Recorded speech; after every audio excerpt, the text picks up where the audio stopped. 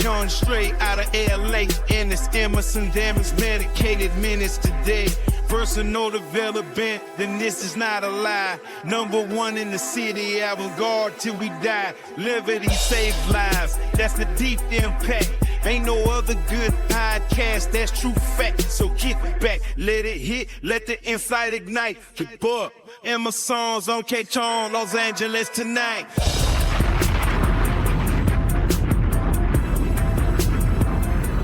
I've found that closure doesn't really exist, but human nature does. You're free to choose your own destiny, even if you think that you might not be. The fact that you're thinking about it at all means that you know that you are. You are free. You have no idea how powerful and sexy you are.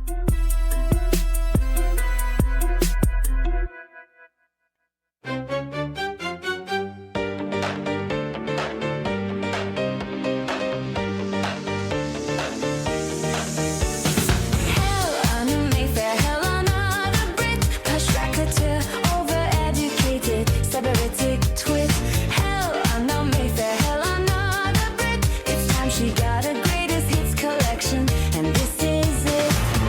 A production of Emerson, Dameron's medicated minutes, the #1 avant-garde personal development program on K-Chong, Los Angeles, Liberty saves lives.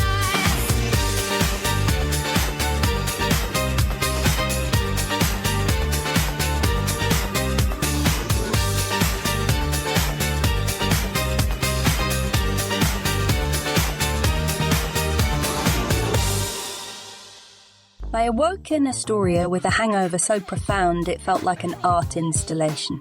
Something bleak, pretentious, and vaguely misogynistic displayed in an abandoned warehouse, curated by a man in a turtleneck who had most certainly fingered me poorly once and then critiqued my reading habits. The sort of thing that would be reviewed in Art Forum as an unflinching interrogation of female suffering, while the Prosecco-drenched corpse of my dignity lay in the corner. My last clear memory involved a bottle of Prosecco, always the fucking Prosecco, and a Ukrainian bartender with war in his eyes, one of several he'd fought in recently, most of them just for fun, and an Adam's apple that jutted out like a monument. The next thing I knew, I was in what I presumed to be his apartment. The walls were covered in oil paintings, all depicting the same woman screaming, her face twisted in ecstasy or agony. The distinction, like my own moral compass, had long since dissolved in light. A gas heater hissed like a snake whose family you wronged in a past life. He sat across from me, rolling a cigarette with the precision of a man who had been incarcerated or loved badly or both. 50-something, with cheekbones sharp enough to open mail, eyes like a wolf that had gleefully devoured a poet, and kept his soul. He watched me. Not like a man who wanted to fuck me, like a man who wanted to carve me into a series of small statues and enter them in the Venice Biennale. We never spoke of love. We barely spoke at all. His hands delivered his manifesto, bruising, insistent, a dialectic of force and surrender. He made me feel like raw material, ready to be sculpted. When he slapped me just once across the face, it was so theatrical, so deliberate, I half expected a gallery opening to break out around us. There she is, he whispered afterward, like my face had finally collapsed into its ideal composition. It was exquisite. I felt chosen, elevated. The pain was transcendence, something Catholic, something primal, humiliation. That was for lesser women. I was the patron saint of aesthetic suffering, and every last morsel of it was sustained with my enthusiastic consent, if not pleading desperation. He had a theory, of course. They always do. Pain purifies. Desire debases and thus reveals. Art emerges from the collision of shame and pleasure. He believed men should push limits, women should survive them. Not because he hated us. Oh no, quite the opposite. He revered us as one reveres nature. Beautiful, destructive, amoral. The greatest thing a man could do, he implied in his cigarette silences, was witness a woman survive him.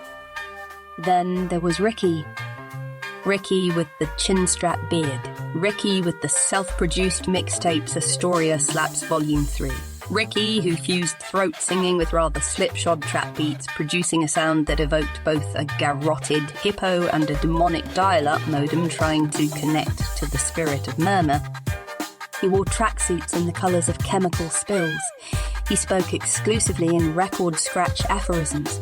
He worshipped Gangsta Pat with a fervour that suggested he had seen the Virgin Mary in a Memphis strip club, or at least found some real ecstasy. His other touchstone was Arrington D. Dioniso, an artist he'd discovered while high on airbrush propellant, whom he spoke of with the reverence others reserved for Chekhov or shoot from the hip-era Sophie Ellis-Bextor. You, deadass. Helena, you vibe different, he told me on our third date. You got that old money energy, like Downton Abbey, but you suck dick. Your accent makes me hard on, like a spiritual level. You look like you teach yoga to MILFs, but low-key you a freak. You ever been choked out while listening to Gangsta Pat? It'll change your life. Reader, I stayed. I mean, who else was going to convince him the plural of MILF is Mills? Yeah! And so my soul became a diptych, Ricky by day, recording Trap Throat Fusion in his cousin's basement. The artist by night, carving free verse into my collarbone with his teeth as the screaming women on the walls besottedly bore witness. One dragged me through the sublime while quoting Xenophon. The other dragged me to the Athens Grill and sports bar at 3 a.m. I oscillated between these poles of masculinity. Ricky, who once rhymed Balenciaga with Guantanamo, and the artist who locked me in his bathroom for 3 hours because I had to learn patience, eventually offering me a so-called swirly, which I accepted just to feel something cold in this case. At any rate, then came the performance. Ricky had a show. A dive bar in Queens, sticky floors, a bouncer who looked like he had been cut from a Bond film for being too emotionally available. The artist agreed to come with the air of a man bearing witness to war crimes. He wore black, as always. He barely spoke, as always. He gave me several orgasms purely through eye contact. As always, Ricky took the stage. His opening track was called Swallow Pride, Throat Goat, slight return, combining mumble rap and what I can only describe as eldritch chanting from a purgatory for disobedient in television consoles. It sounded like an exorcism performed by a demon with a sound cloud and a deservedly failing line of graphic t-shirts. Serve the dicks is what you do. Swallow pride, swallow my groove. Sluts love real men, sluts serve right. Open your legs, keep it tight. Dick is king, that's the deal. Take this load, that's real. The crowd turned hostile. A man near the pool table shouted, "Turn that shit off!" Ricky ignored him, transitioning into an interpolation of gin and juice. I glanced at the artist, expecting disdain. Instead, he was laughing. Real, full-body laughter. He looked human. I loved him then. Not for his violence, not for his darkness, but because he could see the absurdity. He could see art where others saw madness. After the set, Ricky bounded over, drenched in sweat, eyes wild. Yo, that was historic, right? The artist leaned in, his voice low, grave. You are the future of sound. 15 minutes later, Ricky knew all about the nurse with wound list, the continuing relevance of Mayo Thompson and Harry Parch, and how the artist plans to rebrand the entire concept of outsider art, starting with Ricky himself. As Ricky beamed, I felt something inside me crack. Dignity, maybe, or the last fragile link to my baseline concept of normalcy. Or perhaps it was just the logical endpoint of desire, trapped between a sadist and a SoundCloud shaman in a borough named for Catherine of Braganza that I barely tolerated. Later that night, the artist made love to me differently, tenderly. He traced the bruises he had given me like a cartographer of my suffering. "You don't have to stay," he murmured. But, of course, I did. because I deserved it all. The bitch slaps and the knee slaps, the poetry and the mumble rap, the bruises for which I so enthusiastically cruised, and the mixtapes I was too embarrassed to chuck in the bin.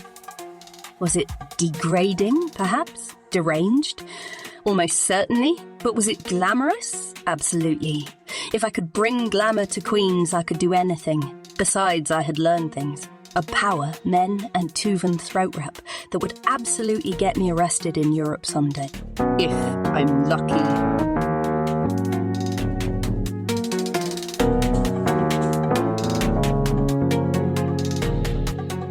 Oh, darling, let me tell you about Bruno. My tragic, delightful sex idiot. He's as muscled as a frescoed cherub and precisely as intelligent. His every utterance is an aria of incomprehensible power talk, some bizarre dialect of testosterone and monosyllables. Grunts, roars, push through the burn. What burn, darling? The man communicates like a protein shake that's just discovered vowels. And yet, there I was in a dimension that felt like an unfinished painting. Somewhere between Magritte's preposterous skies and Kandinsky's spasms of colour and chaos, reality there was a slippery thing, a smear of shapes that couldn't quite decide what they wanted to be. A staircase spiralled upward into the breast of a cloud. A crescent moon floated half submerged in a pool of ink. Bruno stood at the centre of it all, his body a glistening monument to brute force, his head cocked like an empty and forgotten piece of crockery. "What's the strategy, Helena?" he barked, his voice reverberating like a gong struck in a hall of mirrors. Strategy! As though I had a battle plan for the likes of him. And then he charged at me, this living marble slab, this erotic wrecking ball. We collided like tectonic plates and, oh, the landscape quaked. Darling, it was violent. A cubist tango of limbs and impulses. His hands were all at once anvils and feathers, dismantling me piece by trembling piece. He spun me into shapes I did not know my body could inhabit. At one point, I was certain I had become a trapezoid. He painted bruises on me with broad, brutish strokes, as though I were his canvas and agony his art. And when he spoke, oh, his words, pure nonsense. Dominate the quadrant. Activate the core. Stack gains. Gains. I've no earthly idea what he meant, but I nodded, moaned, and begged for more. At one point, he lifted me like I was weightless, an origami crane folded into submission. I flailed beautifully, of course, a damsel undone by his geometric cruelty. He slammed me against a wall that wasn't there, and yet I felt it, the texture of its impossibility against my skin. I dissolved into angles, reduced to some surreal assemblage of passion and pain, all at the mercy of this absurdly sculpted man. And yet, there were moments, brief, flickering moments, when I saw something in his eyes. Not intelligence, mind you. That would be asking far too much. But sincerity. Yes, that's it. A pure, almost childlike joy as he shattered me like glass. His grin was that of a boy pulling wings off a butterfly, but somehow endearing. Do you know, once he even called me brilliant? Well, his word was, quote-unquote, tight. Tight meaning brilliant. And oh, the aftermath, darling. We lay there entangled in a mess of broken geometry and perspiration, the air thick with the smell of paint thinner, I think, or perhaps regret. Bruno looked at me with something approaching admiration, his chest heaving like an unfinished symphony. "You're tight," he said, which I took as a compliment, though I'm certain it was meant as a post-workout assessment. And I told him he was sublime. Because really, what else could he be? A sublime idiot. My sex idiot. But you know what's funny, darling? Just before I left, as I slipped back into my dress, smoothing its fabric over the constellation of bruises he'd left behind, I caught him looking at me with an expression I couldn't quite place. Was it pity? No, amusement, perhaps? And then it struck shocked me. In his eyes, I was the idiot. The fool in this surrealist farce. His sex idiot. Me! Can you imagine? But, of course, he's wrong, isn't he? Surely I'm the clever one here. After all, I'm the one telling the story.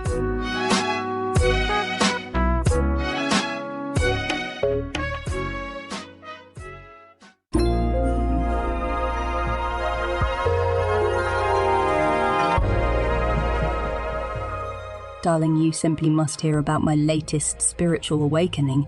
Not the kind I had at that dreadfully authentic ayahuasca retreat in Notting Hill, though that was absolutely transformative too, even if I did ruin my favourite LBD.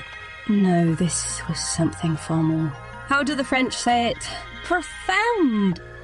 I've discovered subspace. And no, I don't mean that frightfully pedestrian sci-fi show everyone's watching. I mean something actually transcendent. Of course, I'd read about it in those terribly earnest BDSM handbooks that are always lying around at Jasper's Sex Positive Book Club. Most of them written by people who shop at Tesco, if you know what I mean. I'd assumed it was all rather plebeian fantasy, like believing Prosecco is real champagne. I'd gone into the whole thing perfectly prepared naturally. I always am. One doesn't graduate from St. Catherine's without learning how to maintain an air of aristocratic control in any situation. I planned to do what I always do, appear to submit while actually orchestrating the entire experience, rather like Marina Abramovic, actually. Have you heard of her? She's this absolutely vital performance artist who... Oh, never mind. But then he happened. And suddenly all my carefully curated poses, which I'd practiced for hours in my vintage vanity mirror, just dissolved. It wasn't just the public spanking, though that was exquisitely orchestrated. Or the way he called me a vapid little princess in front of everyone at Soho House. It was something deeper, like Virginia Woolf diving into the river, except sexy and with better hair. One moment I was Helena Mayfair, you know, the one everyone at Art Basel called refreshingly authentic, and the next I was gone, sinking through layers of myself like one of those Russian dolls I once saw at Harrods. Past the me that only drinks small batch gin, past the me that quotes Baudelaire in terrible French, past the me that pretends to understand crypto because that DJ I dated would not shut up about it. And at the very bottom, beneath all my carefully curated personas, I found something real, something genuine, something that wasn't even wearing Chanel. Horrifying, right? But also magnificent. Like finding out your great-grandmother was actually a kitchen maid, but in a sexy way. The experience was simply cosmic. I saw colours that haven't even been gentrified yet. I heard music that made Tim Hecker sound like Fred again. My consciousness expanded beyond my corporeal form, rather like that time I accidentally took too much 2CB at Creamfields, except this felt meaningful, important, like I was finally starring in my own French New Wave film. The truly revolutionary part, I didn't even care how I looked. Can you imagine me, the girl who once refused epidural during a root canal because I was afraid it would make my smile asymmetrical? There I was, completely surrendered, probably making faces that would horrify my Botox specialist, and I was free.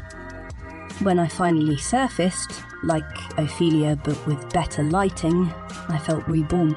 Naturally, I immediately checked my makeup, reapplied my Charlotte Tilbury, and pretended nothing transcendent had happened.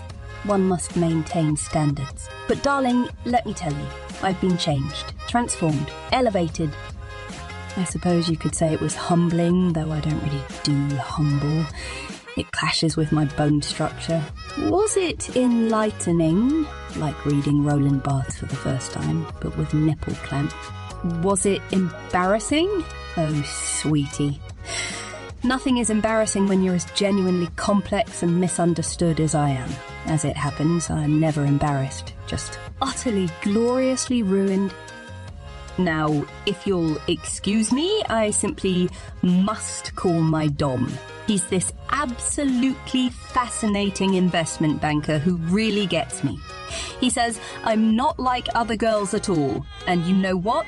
He's right. I'm literally the only person I know who's experienced something this profound. Well, except for Arabella, but she's clearly just copying me. Again.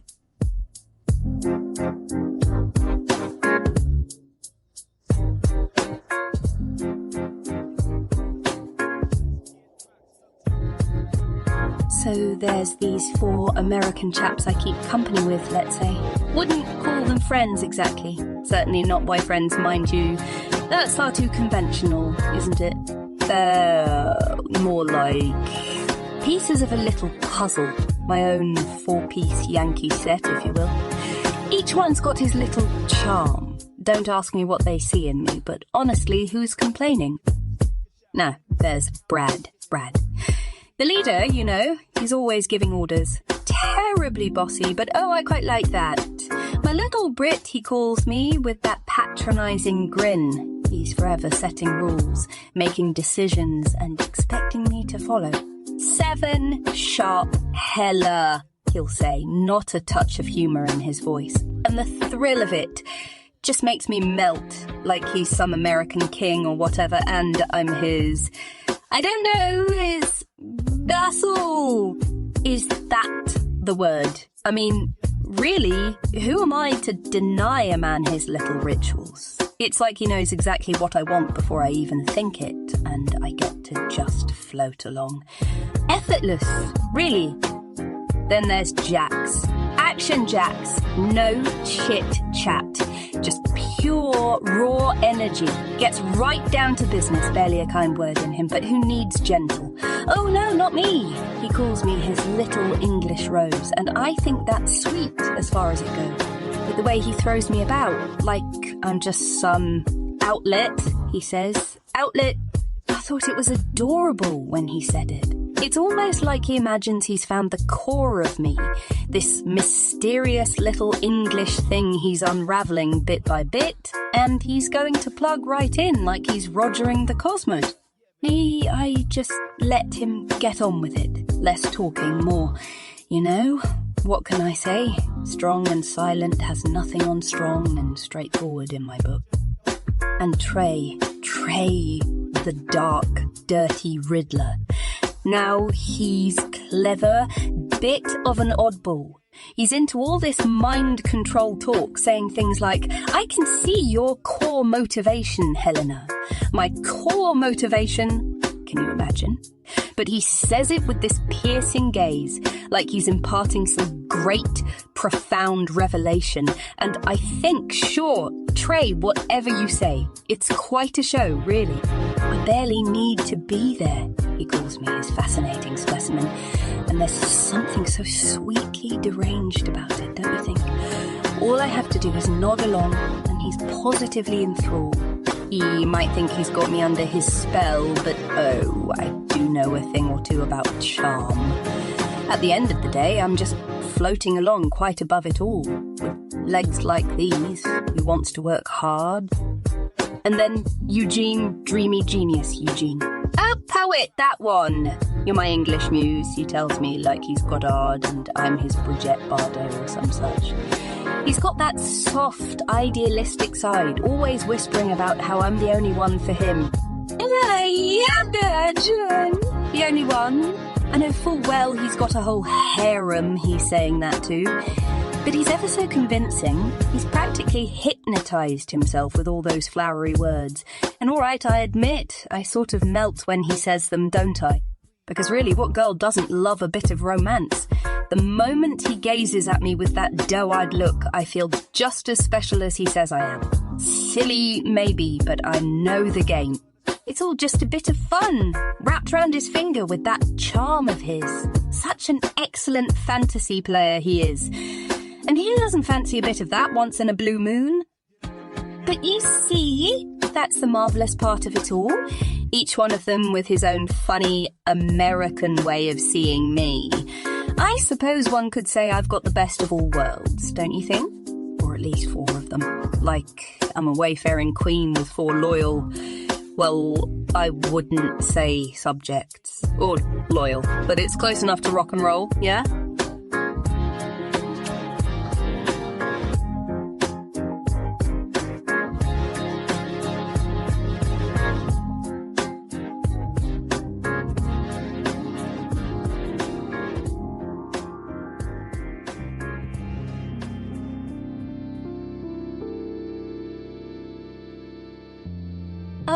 Oh, darling, let me tell you, Los Angeles is a fever dream wrapped in a piece of cauliflower, flatbread, sprinkled with bee pollen and served with a side of unsolicited advice. It's a place where every corner hides a guru with a didgeridoo, whispering the secrets of the universe while selling you an overpriced jade egg for your inner peace, or wherever you're meant to put it. Now, picture this.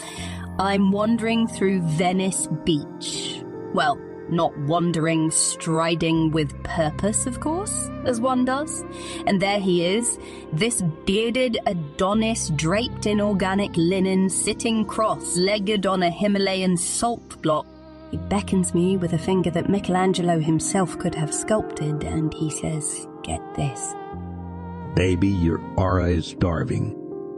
Starving. As if my aura's been nibbling on pita crisps and inhaling kombucha fumes instead of a hearty, existential stew. I was riveted, naturally. He tells me I need to realign my energetic vibrations, and the way he said it with such conviction, I almost felt guilty for not knowing my vibrations were misaligned to begin with. So, naturally, I handed over a small fortune for a handcrafted chakra harmonizer. Yes, it's just a rock, but he called it cosmic quartz. Doesn't that just sound divine? But then, oh, the twist. As I clutch my cosmic quartz and gaze deep into my starving aura, I'm struck by the most marvelous realization. Isn't the whole charade a bit of a lark?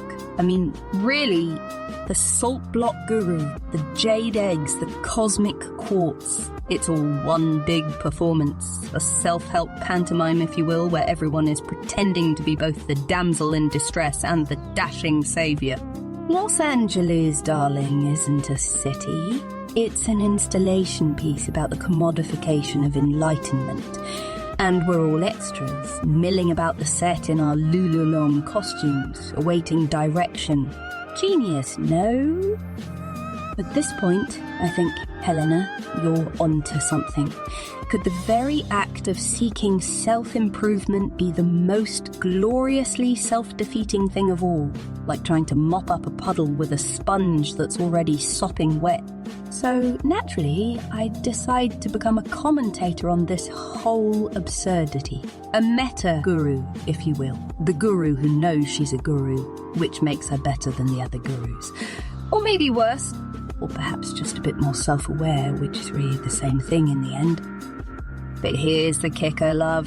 As I sit there cradling my cosmic quartz, waxing poetic on the futility of seeking meaning, I realise I've come full circle, because isn't pointing out the absurdity of it all just another way of saying, "Look at me, I figured it out"? And isn't that the most Los Angeles thing of all? A hall of mirrors where every reflection thinks it's the original? At any rate, I left my cosmic quartz on the salt block and walked away, head held high, vibrating with a sort of smug nihilism. But, of course, I still booked a soundbath for later, because one must keep one's options open, right? Right. Was it deliciously ironic? Perhaps. Was it simply delicious? Absolutely. Did I learn any lessons? Did I experience an epiphany or a personal growth spurt, or even a nice surreptitious orgasm? Was any of this, quote, unquote, real in the traditional sense? Honestly, I can't tell anymore.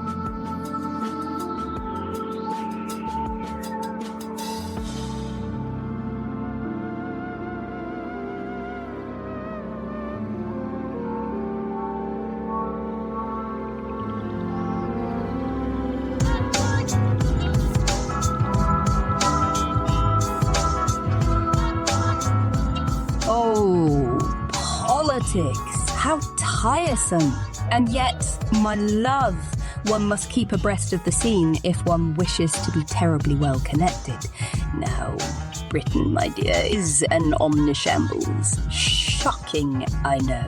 I shan't bore you with manifestos. I'll tell you what matters, which is, of course, who is fun at parties. The Tories. Ah, the Conservative Party, Old Boys Club. ghastly sorts, always waffling on about tradition and fiscal responsibility, when in truth they're just very keen on ensuring they'll live forever free from any momentary discomfort. But my God, some of their ministers are quite the enthusiasts in private. Once I found myself entangled with a rather high-ranking cabinet member, no names of course, who spent the afternoon decrying the decline of the West and the moral decay of society, and then spent the evening locked in a vintage Victorian punishment box, weeping and blowing his nose into a Union Jack handkerchief, while I, dressed as the ghost of Britain future, complete with LED-studded dominatrix crown and sceptre, read Anti-Oedipus aloud through a megaphone and methodically stubbed out goals on a map of his constituency marked proposed tax haven. Character building, he called it. Said it helped him focus on more salient matters, such as cutting benefits for orphans. Labour. Oh, the working man's party. Social justice, economic equality, hand-wringing about the people. Sweet, really. Bit earnest for my taste, but I do so admire their passion. I had a rather intense affair with a young MP once, completely devoted to workers' rights, always on about solidarity. And yet, after a few Negronis, this proud mastiff of the proletariat was on all fours with a red rose clenched between his teeth, pulling a miniature coal cart filled with my designer shoes across his sustainably sourced bamboo floors, begging to be called a little Tory grass who's betrayed the collective, had a safe word and everything. Privatisation. Claimed it was dialectical role-play therapy. I dare say Marx would not approve, but Engels might have dipped a toe in, yeah? The Lib Dems? Oh, darlings, I do love the Lib Dems. So idealistic, so full of ideas no one will ever take seriously. They want compromise and nuance and a strong centrist vision, which is to say, they want to be invited to things. I once had a brief tryst with a very serious Lib Dem spokesperson who insisted we could only proceed after drafting a 27-page agreement with colour-coded appendices and a dispute resolution framework. The sex was fine, I suppose, but the negotiations were exquisite. We made flowcharts and Venn diagrams of erogenous zones, for God's sake. In the bedroom, he insisted on wearing yellow surgical gloves and stopping every 7 minutes to conduct a proportional representation vote between my left and right buttocks. And yet, in the end, he simply couldn't commit, tied up in a polyamorous entanglement with principle and pragmatism, ending up in bed with neither. The Greens. Now, listen, I adore the Greens. Not politically, no, but because their men have the longest hair and the most adorably sized carbon footprints. I had a lover who was terribly into sustainability, always cycling everywhere and lamenting deforestation. Very devoted to natural living. Until, of course, I caught him on my Lux Core sheets, fully encased in single-use plastic wrap like a human leftover sandwich, begging me to drizzle him with palm oil while he clutched a stuffed blue butterfly and moaned about rising sea level. He wept after, muttering about eco-hypocrisy, but I consoled him. We all make sacrifices for pleasure, darling. Some of us simply don't make them at Pret a Manger. Reform UK. Please, you want me to seriously discuss the nutters, the faragists, the Bring Back the Empire Brigade, right-wing bravado, anti-immigration, pro-sovereignty, all of that, but really just a collection of bald men who wear flags like capes and think the NHS should be run like a pub quiz. And Morothy, although I'm not ready for that conversation. I did let one of them handcuff me once, purely for research, but the moment he started weeping about sovereignty while simultaneously attempting to stank me with a blue passport and penetrate my left nostril with a tiny Churchill bust he must have got from some horrible Brit Nat Gumball machine, all while his Union Jack boxers were bunched pathetically round his ankle, I thought, this is quite enough Albion for one evening. The SNP, Scottish nationalists. I love the Scots, so passionate about independence. I had a wonderful night with a chap who told me Scotland must be free of Westminster's tyranny, and I said, darling, I understand. I hate it when rookie doms can't tell their crops from their floggers, yeah? Magnificent stamina, those Scots. He tied me up in authentic clan tartan rope, insisted I call him Rob Roy, while he interpreted Robert Burns through a bagpipe mouthpiece, and then demanded I sign a mock independence referendum before he allowed me to climax. Every time. Afterward, he insisted that my humiliation was a metaphor for 3 centuries of English oppression, and the rope burns on my priceless legs symbolised the Battle of Culloden. I swooned. Oh, but truly, what does it all matter? It's all just posturing until the lights go down and the true nature of a man is revealed. And that, my dear, is where I thrive.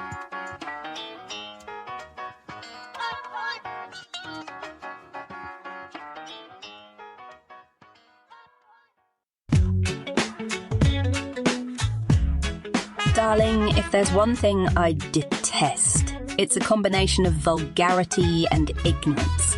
Like, imagine actually paying for your vices. That's for hedge fund managers.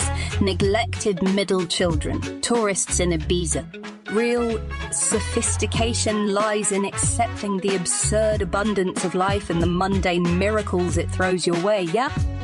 So it was that I found myself at a gallery opening in Shoreditch. You know the sort. Half performance art, half excuse for trust fund muppets to wear things they don't understand. One installation was literally a pile of rubble with a placard reading entropy. Very Proustian, I'm sure. The real piece de resistance, though, wasn't the art. It was Calvin Klein. Not the man, darling, nor his knickers, though I do have a few where I keep those sorts of souvenirs. No, this was something even more intoxicating. A delightful concoction of cocaine and ketamine whispered about in certain circles. Alternately, I suppose you could call it Louis C.K., although that would be a bit grim for some tastes, including mine. At any rate, when someone sidled up to me with a silver-tipped vial and murmured, "Calvin Klein?" I naturally assumed it was an invitation to a private after-party at the Groucho. But no, this was far more exclusive. I leaned in, letting the suggestion hang in the air in all its lushness, then simply said naturally, "You see, I'm not some party girl snorting lines off a nightclub toilet. I've been to Berlin, darling. I've read Walter Benjamin. I understand that a truly sublime experience requires the right setting. And this flat was divine. Mid-century modern with just a whisper of Bauhaus, and the host, some ludicrously young financier, had impeccable taste in wine, if not necessarily in companionship. Now, the Calvin Klein itself, an experience, the initial rush was like an overture by Liszt. Sweeping, grandiose, utterly transformative, and ever so romantic. My thoughts were electric, crystalline, like I'd been plugged into the cosmos. I turned to the man beside me, an intense, brooding sort with cheekbones that could slice up your soul like a ham, and declared, "You, my dear, are the raison d'etre of this soirée." He blinked at me, clearly overwhelmed. And then the ketamine arrived. Everything slowed to a dreamlike waltz. It felt like stepping into a Magritte painting. Surreal, seductive, with a faint air of menace. At one point, I'm certain I held a Socratic debate with a rhododendron. Its arguments were surprisingly compelling. At any rate, I found myself in the host's private library, and I used the terms "found myself" and "library" quite loosely. There, amidst the literary detritus, was Stefan, tall, wiry, wearing black turtleneck chic. He looked like he'd been plucked straight out of a Godard film, one of the lesser ones. "You," he said with this delightfully absurd gravitas. "You, exquisite indigo child, sent from the land beyond good and evil. You, my dear, are precisely as prophesized." Now, I don't usually humour that sort of hyperbolic folderol, but I thought, why not indulge him? It's what Cleopatra would do. So I allowed myself to be adorned in a leather collar. He read poetry. Something about constellations and submission. Might have been something he wrote himself. Stefan had the air of someone who's deeply proud of his unpublished manuscripts and convinced the world doesn't deserve them, except for me, of course. And then, darling, it happened. Stefan, with his brooding cheekbones and nouveau vague intensity, transformed this outlandish chamber into a set piece worthy of Bunyan. The room was bathed in violet light, the walls adorned with shimmering tapestries depicting constellations and celestial body. It was all too strange to be tacky. Helena, he intoned as though invoking an ancient spell. The great circle can now be completed. With that, he affixed a leash to the leather collar around my neck and gave it a slight pull, which I found both grounding and exhilarating. Tonight, you surrender your light to me, he said, as he tried to tie my wrists together with a silk scarf that smelled faintly of sandalwood and ego. It was also absurdly theatrical that I half expected a Greek chorus to materialise and scold us for our hubris. But let me tell you, darling, for those fleeting moments, I was lost in it, truly ecstatically lost. The Calvin Klein swirling in my veins, the lights spinning like Van Gogh's stars, Stefan whispering what I can only describe as metaphysical nonsense about my energy. fueling the cosmic balance. It's a horribly thoughtless thing to mix metaphors around someone with synesthesia who is also on ketamine, which perhaps should have been a red flag. At any rate, ensconced as I was in that moment, I let go completely. I surrendered body and mind to the sheer decadence of it. I was no longer Helena, the icon, the muse, the intellectual, the woman who never pays for her drugs. I was a celestial body orbiting Stefan's gravitational pull. I thought, finally, someone who gets it. Someone who understands how to truly dominate the sun and moon of my ego and bring it all together at last. Oh, I can feel it now. So close. Just about to happen. But then, like all great tragedies, it fell apart. Stefan paused mid-ritual, hand on my collar, eyes wild, and whispered, Do you feel it? Eternity is rejecting us. Rejecting us, darling. He said this as though we were physicists conducting a doomed experiment and not having a shag in the back alleys of his neighbourhood of make-believe. I blinked, trying to decipher if this was part of his dom act or an actual psychotic break. Sometimes it's hard to know where the line is. Yeah, not in this case. It was the latter. He collapsed onto the floor, clutching his chest like some melodramatic protagonist in a Chekhov play. I can't contain it. The orgone energy. It's too much. And just like that, Stefan, the great new age goth dom of Shoreditch, had an emotional breakdown at my feet, muttering solipsistic nonsense about cosmic imbalance and the futility of human connection. He looked up at me, tears streaming down his face, and whimpered. I failed you. I peered down at him, utterly dumbfounded. My ecstasy evaporated, replaced by the crushing disappointment of a performance cut short. Stefan, I said, suddenly cool and dry as a martini, if you're going to claim to be a vector for a cosmic prophecy, the least you can do is keep it together for 5 minutes. He babbled some excuse disguised as an explanation, but I was already undoing the silk scarf. The collar was harder to figure out, but he readily handed me the other end of the leash. The violet light suddenly felt garish, the constellations on the walls more juvenile than surreal. My only solace was that no one else had witnessed this debacle. I left him there, crumpled in his cosmic celestial despair, and returned to the party like nothing had happened. The DJ had switched to station era Bowie, and someone was passing around glasses of champagne so we could toast to something or other. So, was it transcendent? Almost. Was it disappointing? Absolutely. But embarrassing? Oh no, darling. I'm never embarrassed. Stefan, on the other hand, is probably still weeping into his velvet drapes, expecting some other bright young thing to reassemble him. I suppose some people just can't handle the seductive pull of my presence. What a burden it must be to require that much attention. But isn't it marvellous, the things that gravitate to us when we're willing to take the odd interpersonal risk now and again? Oh, darling, you simply must let me tell you about poor James. Well, that's what he went by when I knew him, though he later insisted everyone call him Jay. Apparently James wasn't edgy enough for his artistic vision. He was this absolutely fascinating creature I sort of adopted last summer. You know how I have such a weakness for helping lost souls find themselves? I found him spinning at this frightfully underground warehouse party in Hackney. The kind of place where the bar doesn't even serve proper cocktails, just warm gin in plastic cups. But there was something so raw about him, unpolished, like a diamond that just needed the right person to shape it.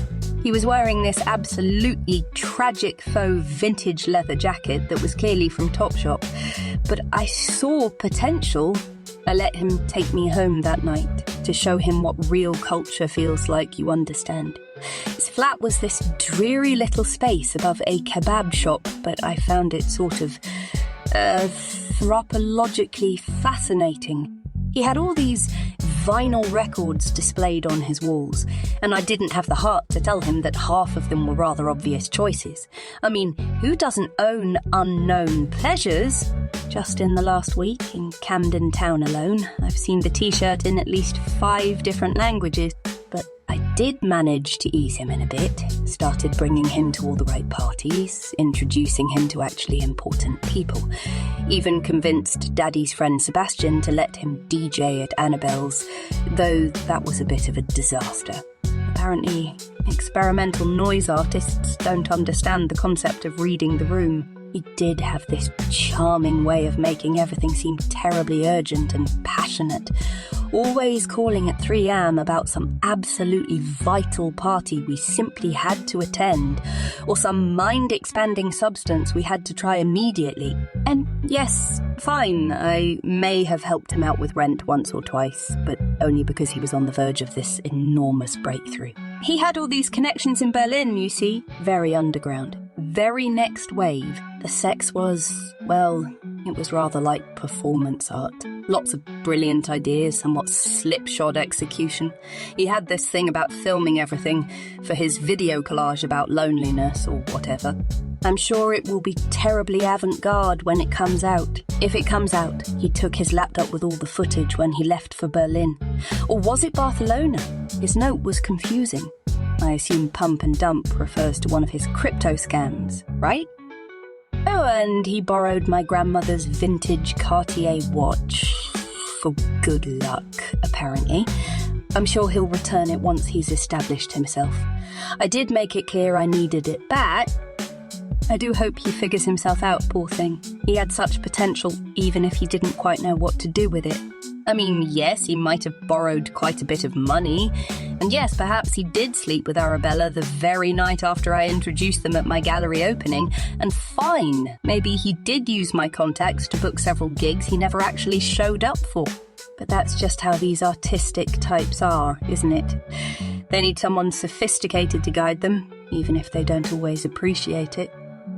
I should probably unblock him on Instagram, actually, just to check if he's posted anything about the watch. Or about me. Not that I care, obviously. I just think it's important to maintain connections in the industry. One never knows when someone might become relevant. Though he could have at least tagged me in those photos with Sophie Dell's niece. I mean, that party was literally at my flat.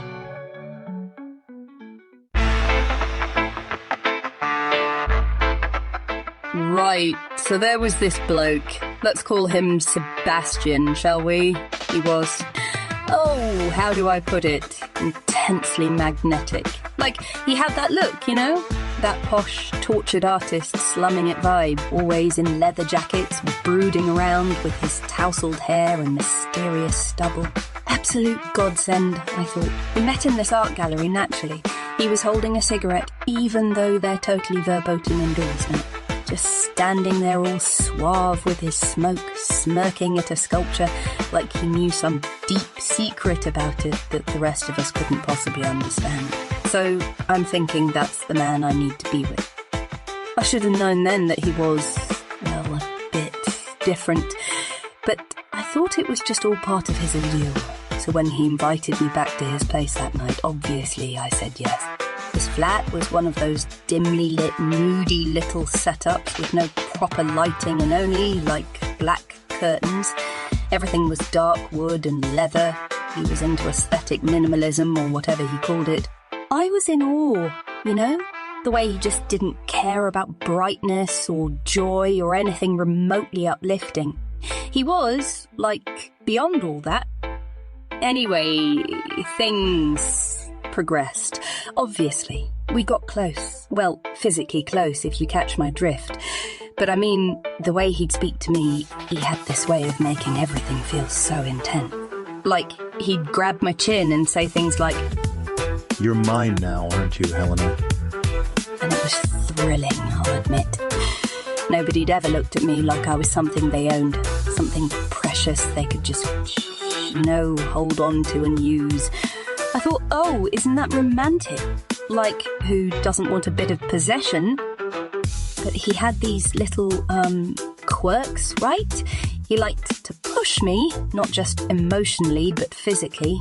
I remember one night he had me pinned against the wall, and he stage whispered, "If you ever leave me, you will regret it." And I'm standing there, totally starry-eyed, thinking he's just being passionate. I mean, in the moment it was so intense, like something out of a Bronte novel. But thinking back, it was, I suppose you'd call it unsettling.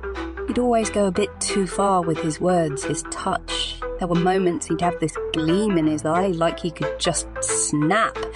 Then I'd just laugh it off, thought it was all part of his charm. Of course, if I left, I would regret it. He's a dream come true. Oh, and so territorial, the way he'd isolate me. He'd say things like, "No one understands you, Helena. Not the way I do." And he'd make it sound so romantic. He had this way of making me feel like I was some lost soul, and he was the only one who could find me. He even insisted I stop seeing my friends. Said they didn't get us, didn't appreciate our connection. Told me they were all just jealous, and I believed him. Thought, yeah, they're probably just envious of our passion.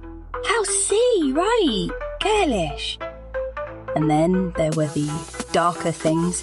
Like he had these little rituals. He'd bring out this red scarf sometimes, tie it round my wrists, saying it symbolised our unity or some other poetic nonsense. But I remember one night, he just kept pulling it tighter and tighter.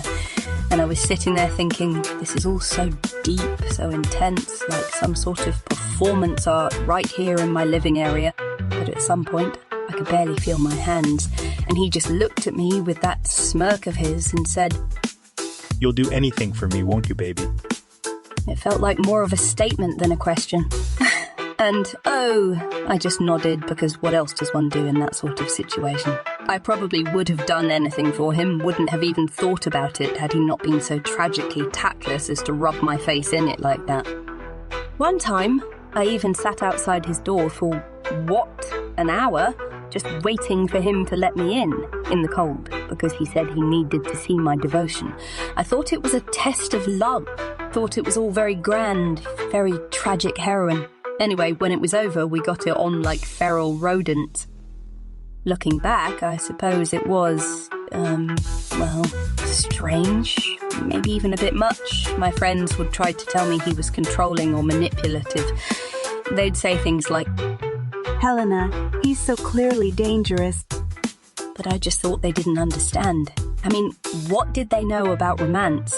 They weren't out there in the rain proving their devotion, were they?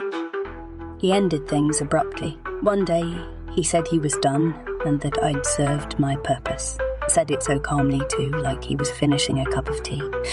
I was devastated, but he told me, "One day, baby, you will thank me." And just walked out of my life. And I cried for weeks thinking I've lost the love of my life.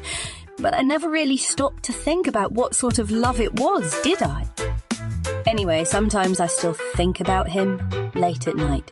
Wonder if I was just too naive, too gullible maybe. But then I tell myself it was all terribly romantic, a dark and twisted sort of romance.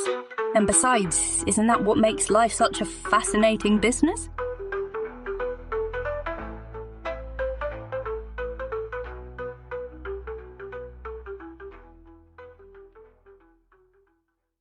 So there I was, darling, in this oh-so-decadent American city. Well, they call it a city, but really it's all just bright lights and endless nonsense. But I suppose if one's going to experience the culture, one must dive straight in, yeah? Not that I wasn't the absolute epicenter of sophistication all night. Though, if I'm honest, I do think some of these locals find my European elegance a touch intimidating. Is that the word I'm looking for? At any rate, it all began at this club. Now, they'd have you believe it's a super exclusive lounge sort of affair, but if I'm honest, it was all just neon lights, flashing shapes, and absolutely no charm. I was surrounded by what I can only describe as American blokes in ill-fitting suits, each trying to outdo the other in sheer bravado. Really, a pity. I mean, none of them even knew how to wear their cologne properly. Smelled like they bathed in it. Poor dears. If someone lit a cigarette, we'd all have been incinerated, which is fine if you're into that sort of thing. Of course, I attracted the most delicious attention, naturally. This one chap, tall, dark, terribly American jawline, comes over, tries to tell me he's an investor. Now, I didn't exactly catch what he was invested in, but he did keep buying me drinks. I imagine he thought it was some kind of seduction ritual. Fascinating, really, how they try to impress you over here. It's all a bit primitive, don't you think? Tarzan chic, I call it. Anyway, as he's prattling on about his boats, or was it his motorbikes, my mind does wander, if I'm honest. I see this little kerfuffle. A fracas over in one corner, two women absolutely feral, scratching and shrieking over some ridiculous man who barely seemed aware of his surroundings. I simply stood there watching, thinking, what a commentary on the sad state of modern relationships. Quite absurdist, really. Then, out of nowhere, someone's champagne glass flies through the air. I don't remember who threw it, precisely, hard to keep track, given the caliber of people around, but darling, it landed right in my vicinity. I was mortified, truly. It could have ruined my handbag, at least theoretically. So, I moved a few feet back, as one does. Had to make room for these people to sort out their drama. One should never get involved in American altercations, I think. At this point, the bloke from before, did I mention his jawline? He leans in, probably expecting I'd be swept off my feet by his presence. He was all, I could protect you from that, you know. and I thought, from what precisely? Flying champagne, other errant projectiles. But bless his heart, he seemed very pleased with himself. So I leaned in too, gave him a coy little smile and said, "Oh, I bet you could because, well, I bet you could because, well, I find it best to let these men think they're powerful. They need it, poor things." But this part you'll love. After that delightful bit of male gallantry, we left the club to find, well, I suppose you could call it a street brawl. Absolute chaos, grown men flinging their fists, yelling, sweating. I mean, I thought for a second I'd wandered onto the set of some absurd American action film. My gentleman friend, the one with the jawline, says, "Baby, stay back. I'll handle this." Which is really quite darling of him, but also a bit confusing since he immediately starts hiding behind me, as if I, with my delicate British sensibilities, could somehow hold back the encroaching barbarian tide. Really, I just stood there like a bewildered duchess at a rodeo. Quite surreal.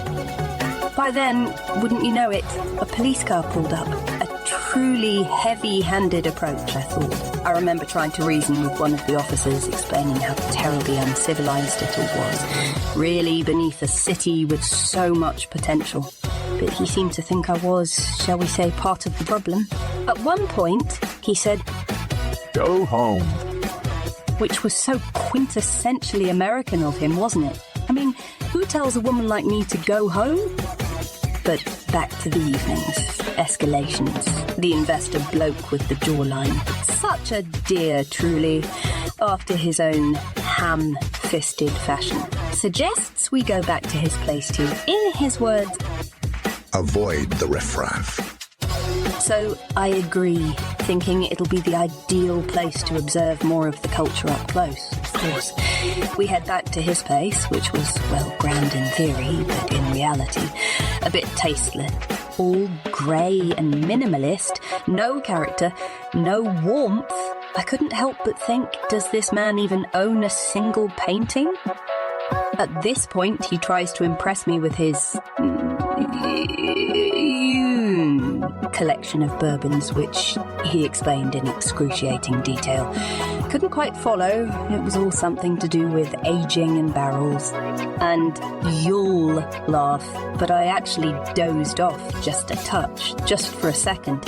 He didn't notice, of course, as he was too busy showing off his prized whiskey. I must have conked out momentarily to spare myself the convulsive giggle fits, yeah?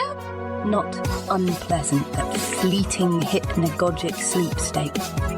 I woke up to him practically droning on about, I don't even know.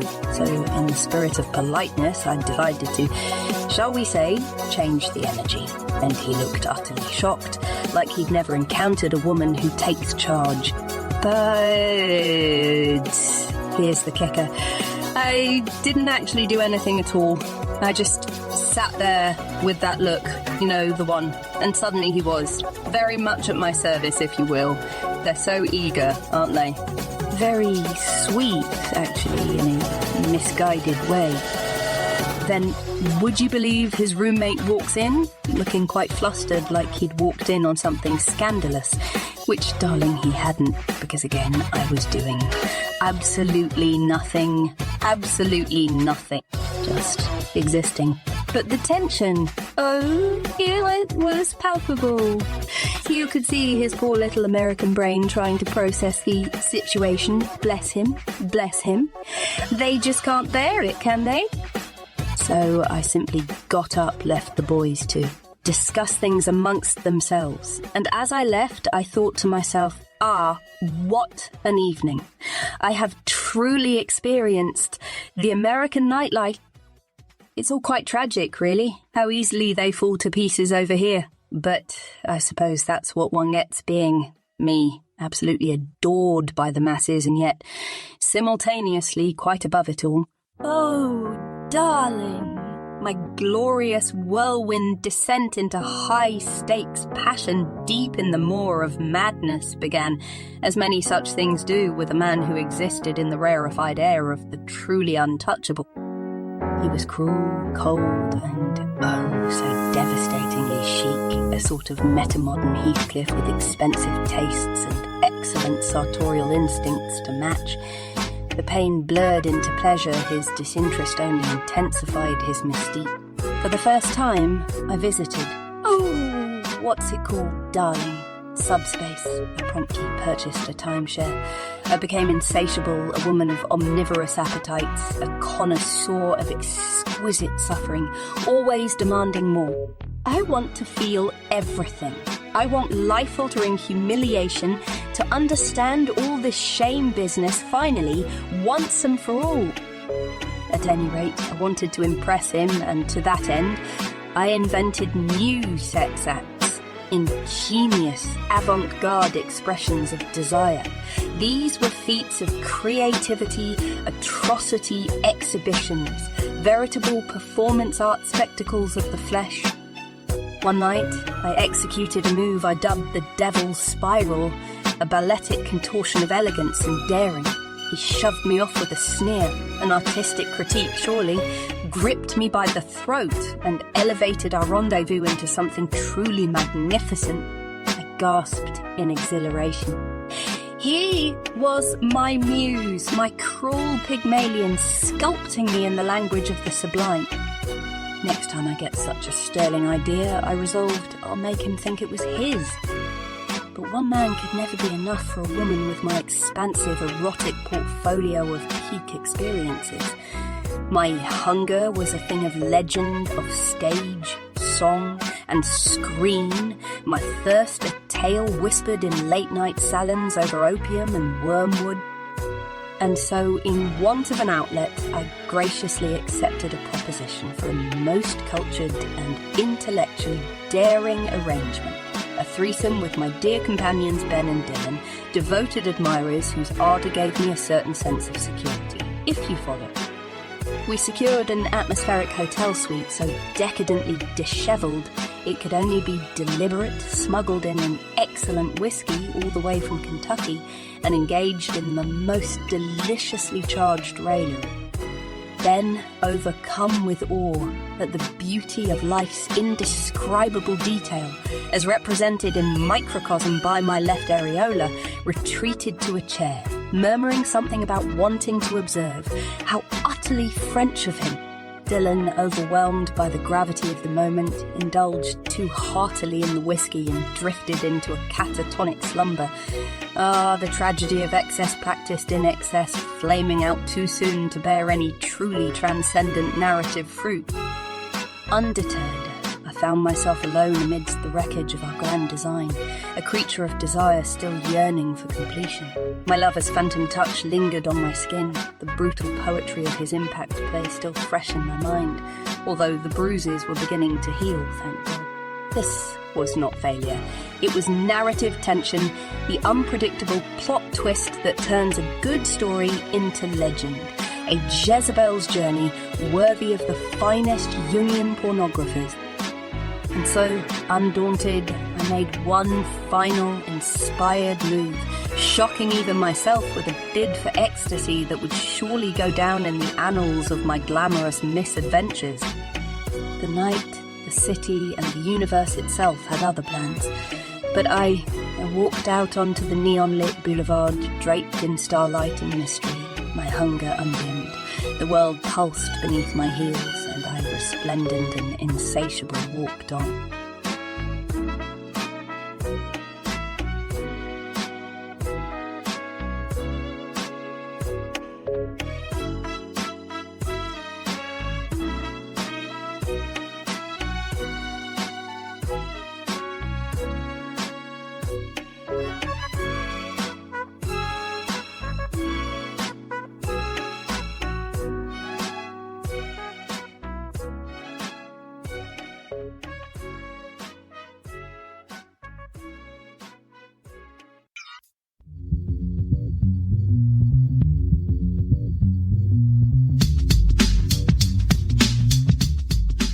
Well, darling, I suppose everyone has a moment in their life when they're utterly swept away by the intoxicating thrust of passion.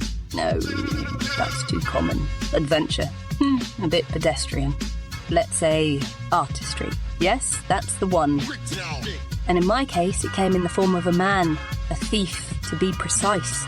A proper rogue with eyes like smudged charcoal and voice like aged velvet. He told me his name was Raphael. Of course, I didn't believe him. Too on the nose, don't you think? But oh, how I adored the audacity of it all. Art isn't so much what you're capable of as what you can get away with. Raphael said that. He had these marvellous aphorisms, but I'm getting off point. It began at a soirée, naturally, the kind of gathering where everyone's pretending to admire the host's ghastly modernist sculptures but really just pilfering the canapes. I, of course, was holding court by the champagne fountain when Raphael appeared, all smirk and mystery. He told me he was planning a heist. Yes, a heist, to liberate, as he put it, a scandalous masterpiece from the oppressive confines of bureaucracy. Now, I've always had a deep appreciation for subversion. Subversion is art, and vice versa, wouldn't you agree? So, when he invited me to join his team, which turned out to be just him and, well, now me, I thought, why not? Helena, you've been waiting your whole life to be part of an iconic duo. The muse and the mastermind. The target was an erotic art exhibit, a rather controversial one at that, brimming with all the delicate filth that makes the bourgeoisie clutch their pearls. One piece in particular had stirred such opprobrium. Venus uncloaked, a disturbingly captivating sculpture of a goddess mid-striptease. Raphael insisted it was a misunderstood masterpiece, a symbol of liberation, he called it. I simply had to see it. The plan, my loves, was to slip in after hours dressed as inconspicuously as possible. I opted for a sleek black number, which turned out to be slightly draftier than I anticipated. But what is art without a little sacrifice? Without the glamour, it's hard to see the allure of international art thievery, at least from my perspective. Well, admittedly, it is quite erotic, isn't it? I certainly felt it. Raphael was all business at first, muttering about security cameras and laser grids, but I couldn't help but marvel at our raw audacity. There I was, Helena, harbinger of the avant-garde, about to commit an actual crime. By now, we were running far enough ahead of schedule to allow for a proper shag among the exhibits. But then, oh, the tragedy, with farcical elements, certainly. The alarms went off. Apparently Raphael's so-called ingenious bypass device was nothing more than a glorified universal remote control.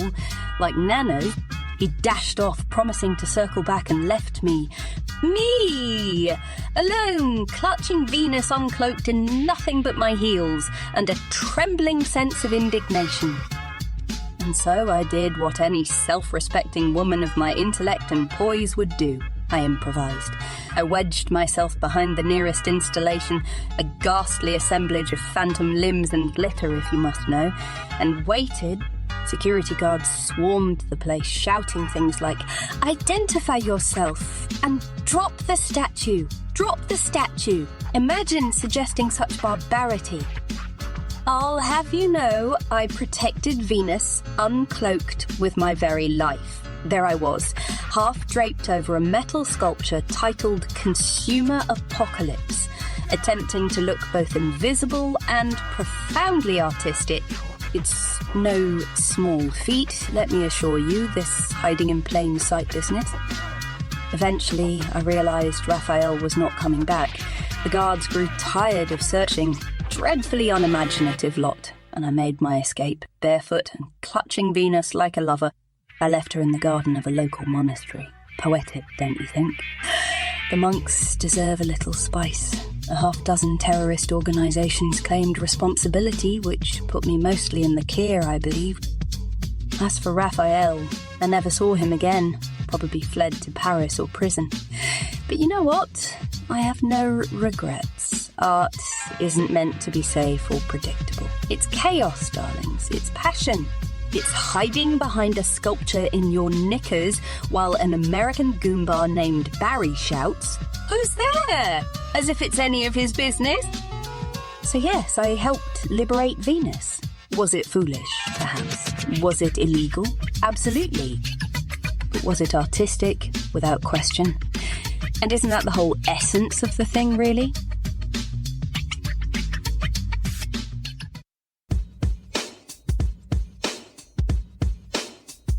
Los Angeles is a mirage, a city constructed from the slurred speech of studio execs who've convinced themselves they understand myth because they've cut deals over 4-quadrant reboots. It's an Ouroboros of sun-kissed self-erasure, a fever dream so hot it softens your bones until you forget what it was like to stand upright.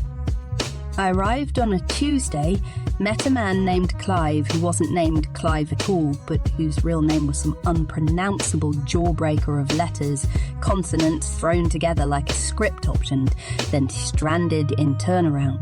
He said he had a house in the hills, which turned out to be a minimalist compound in Cahuenga Pass, filled with furniture that makes you wonder whether sitting is even allowed.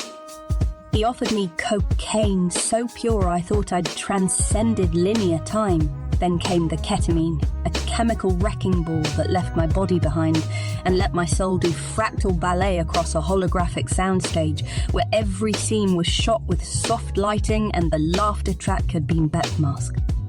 By Thursday, I'd been cast in 3 different music videos for bands I'd never heard of, all named something aggressively one-word, sheath or grief or something that sounds like a fragrance by Tom Ford.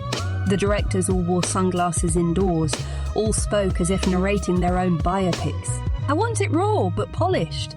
Think 70s porn but make it existential. I nodded and swayed like a girl who'd been mainlining glamour and had just realised it was cut with formaldehyde. And not very good formaldehyde. Then there was the party in a high-rise downtown. A penthouse with floor-to-ceiling windows that made the city look like the burning ant farm it so desperately wanted to become. The host. Some libertine capital C creative with the handshake of a strangler fed me oysters, slipped his hand around my waist and murmured, "You're trouble, aren't you?" I laughed, which in this town means yes. The girl beside me, a model who said, "I identify as light," giggled and whispered, "You're so totally his type, girl." I wasn't sure if that was a warning or an invitation, but by the end of the night, I was in the back of his rolls, biting the inside of my cheek as he ran his eerily slender fingers over my necklace like it was a religious artifact. Then he rattled on about polyamory while I performed fellatio, careful to suck it well enough that he'd finish quickly, but not so well that he would embarrass me on Instagram. I woke up somewhere in Malibu, not in a house, but in a guest house behind a house, a place that felt less like a home and more like a purgatory designed for a specific stand-up comedian. The furniture was too white, the air too curated.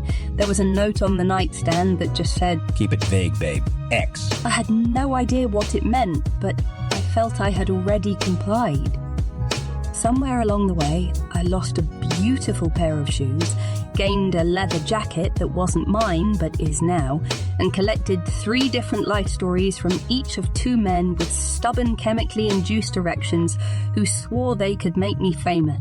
They spoke in a hypnotic patois of self-importance, as if their souls had been smuggled out of their bodies and replaced with a podcast about peak performance mindset or some such nonsense which sadly does little to alleviate performance anxiety, or so I'm told.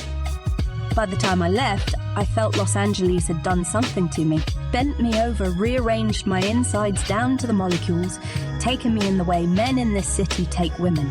Not with hunger, but with a bored sense of inevitability. I had been used, degraded, spun out, and spat back, but none of it stuck. None of it could. The trick of LA, darling, is that nothing feels real enough to wound you.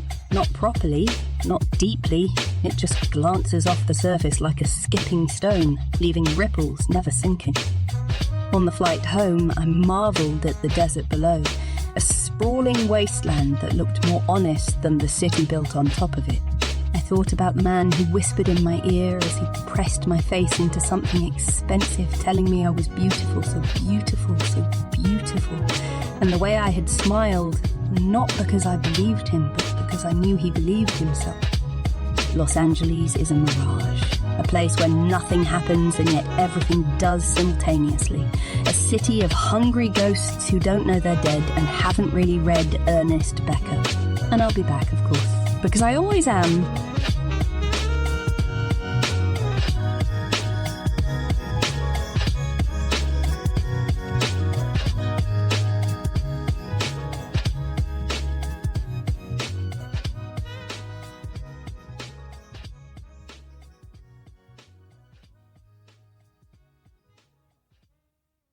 Darling, have you ever cried at Berghain? Not in the bathroom. Please, we've all been there, clutching the edge of a cistern like a Grecian heroine in a sheer catsuit, sobbing because our 2CB dealer ghosted us in much the same manner as our fathers did. No, I mean, really cried. Cried in the main room on the dance floor, in full PVC, bathed in strobes and a swirl of psychosexual spiritual confusion. I do. It's basically my cardio now. But I must explain.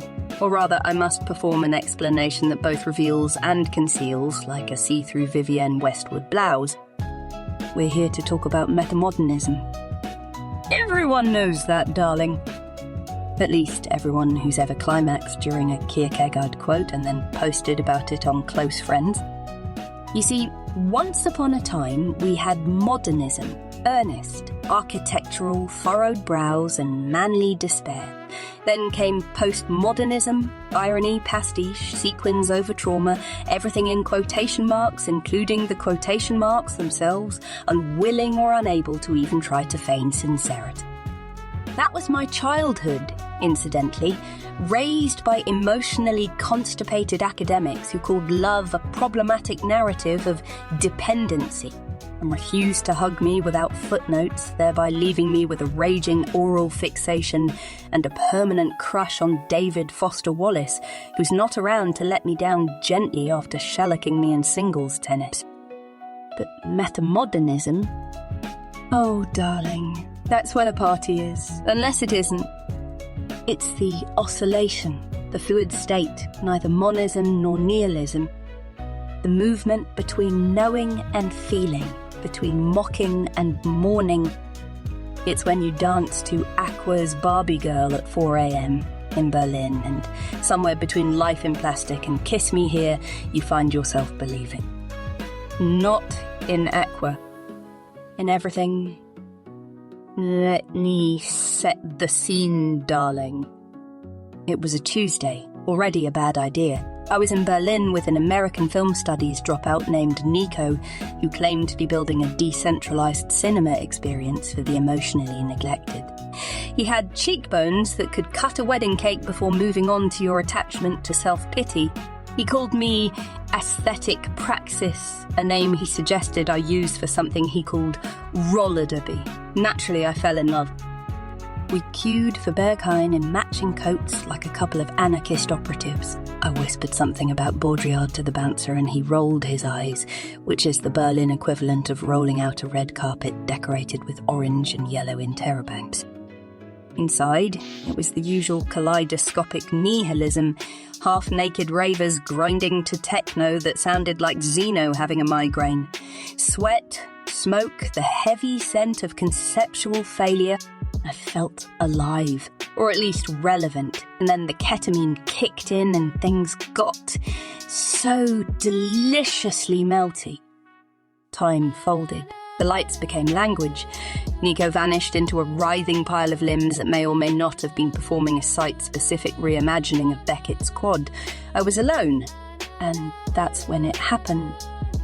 The DJ, some sallow genius from Helsinki or Newark who looked like he'd been raised on a diet of absinthe and ennui delivered intravenously, cut the beat. Silence, then, "Hey, Barbie!" The crowd paused, confused, and then it began, the ironic dancing.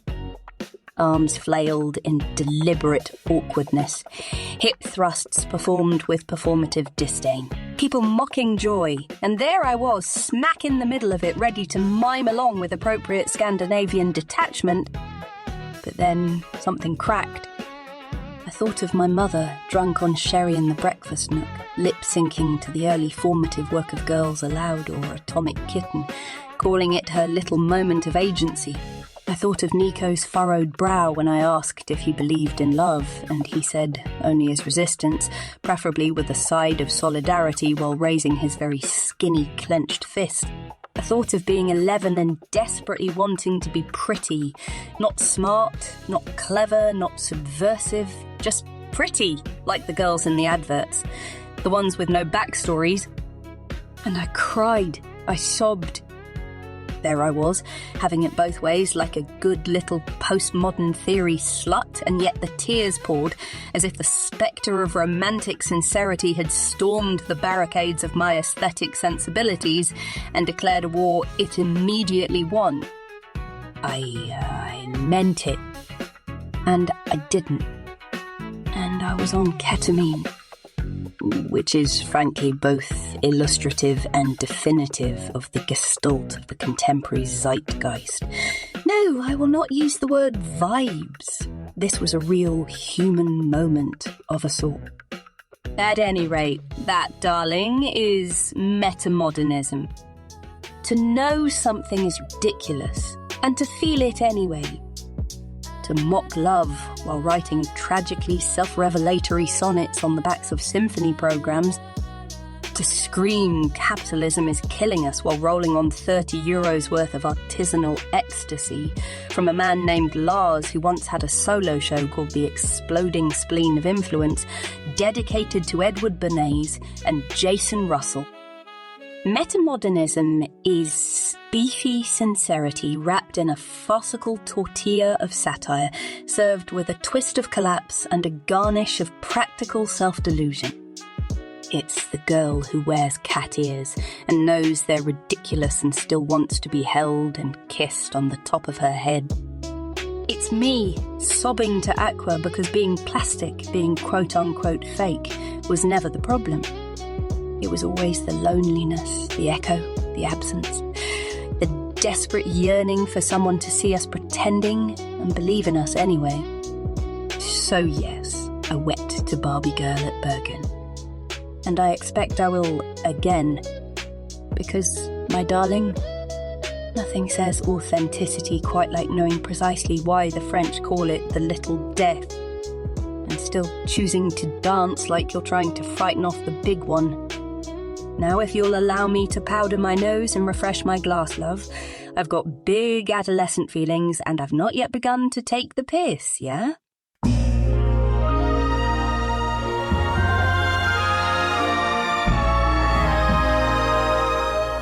Darling, you simply must hear about my latest spiritual awakening. Not the kind I had at that dreadfully authentic ayahuasca retreat in Notting Hill. Though that was absolutely transformative too, even if I did ruin my favorite LBD. No, this was something far more. How do the French say it? Profound! I've discovered subspace. No, I don't mean that frightfully pedestrian sci-fi show everyone's watching. I mean something actually transcendent. Of course, I'd read about it in those terribly earnest BDSM handbooks that are always lying around at Jasper's sex-positive book club. Most of them written by people who shop at Tesco, if you know what I mean. I'd assumed it was all rather plebeian fantasy, like believing Prosecco is real champagne. I'd gone into the whole thing perfectly prepared naturally. I always am. One doesn't graduate from St. Catherine's without learning how to maintain an air of aristocratic control in any situation. I plan to do what I always do, appear to submit while actually orchestrating the entire experience. Rather like Marina Abramovic, actually. Have you heard of her? She's this absolutely vital performance artist who... Oh, never mind. But then it happened. And suddenly all my carefully curated poses, which I'd practiced for hours in my vintage vanity mirror, just dissolved. It wasn't just a public spanking, though that was exquisitely orchestrated. Or the way he called me a vapid little princess in front of everyone at Soho House. It was something deeper, like Virginia Woolf diving into the river, except sexy and with better hair. One moment I was Helena Mayfair. You know, the one everyone at Art Battle called refreshingly authentic. And the next I was gone, sinking through layers of myself like one of those Russian dolls I once saw at Harrods. Past the me that only drinks small batch gin, past the me that quotes Baudelaire in terrible French, past the me that pretends to understand crypto because that DJ I dated would not shut up about it. And at the very bottom, beneath all my carefully curated personas, I found something real, something genuine, something that wasn't even wearing Chanel. Horrifying, right? But also magnificent. Like finding out your great-grandmother was actually a kitchen maid. But in a sexy way. The experience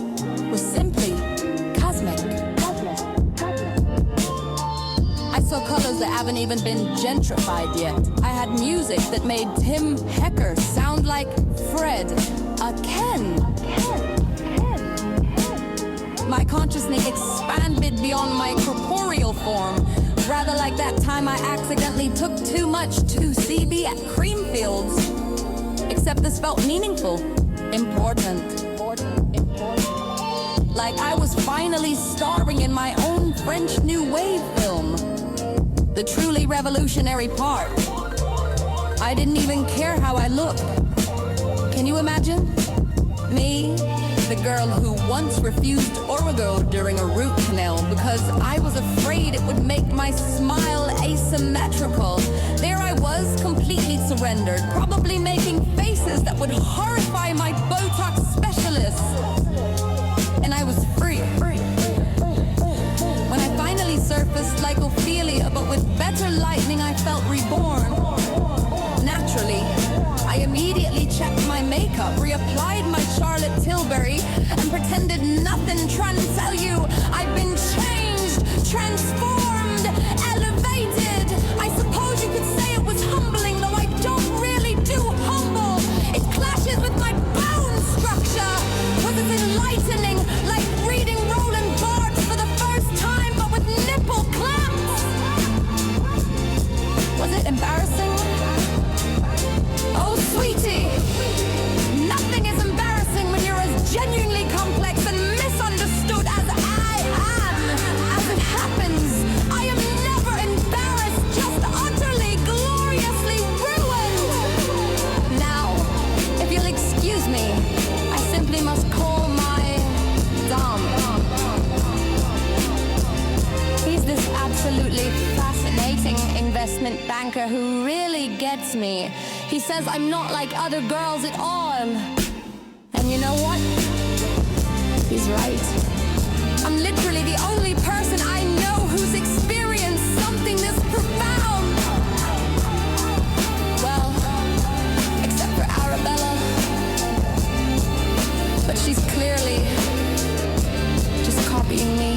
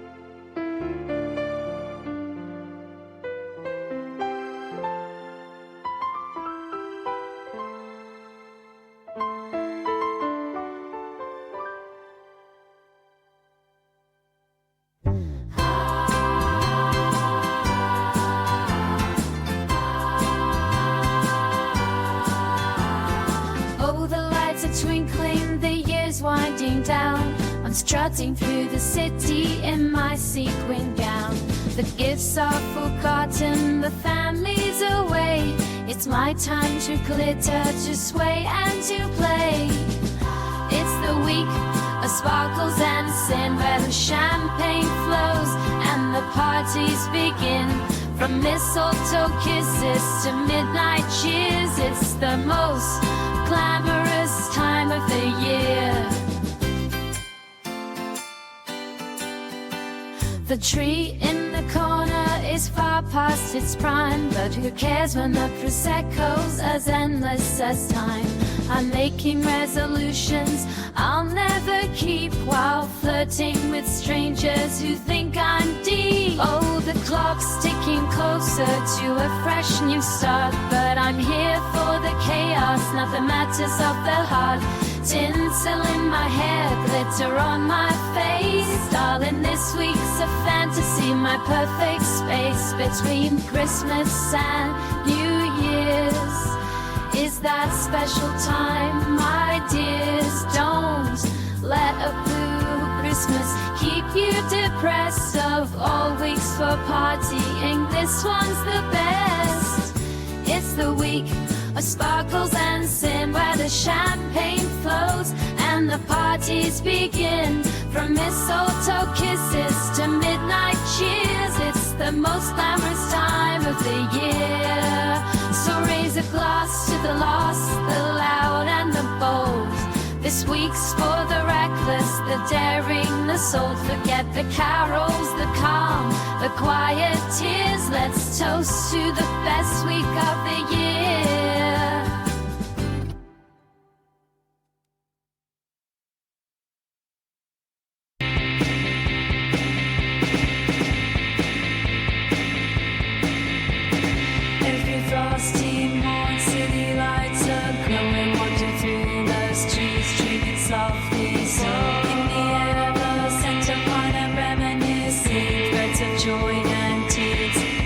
Sweet things, searching for a glimpse of wonder, holiday cheer. She step in the snow, echoes long past and near.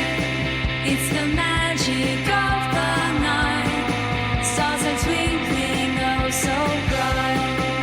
In this England winter's hold, dreams are drifting, tales we skiing on the ice after fills the square. Children's horses ring, lifting dreams in the air. Under mistletoe, ice made out one fig lines in this wonderland. Love is wrapped up so tight. With a sigh, I hold my wishing heart, hoping for the simple choice. No worries, no fear. It's the magic of the night. Stars are twinkling oh so bright. In this England winter's hold, dreams are drifting, tales retold. In these cathedrals of light, whispers hold the promise bright. Memories dance in the snow. Through these streets of dreams we go. It's the magic of the night. Stars are twinkling oh so bright. In this England winter's hold, dreams are drifting, tales retold.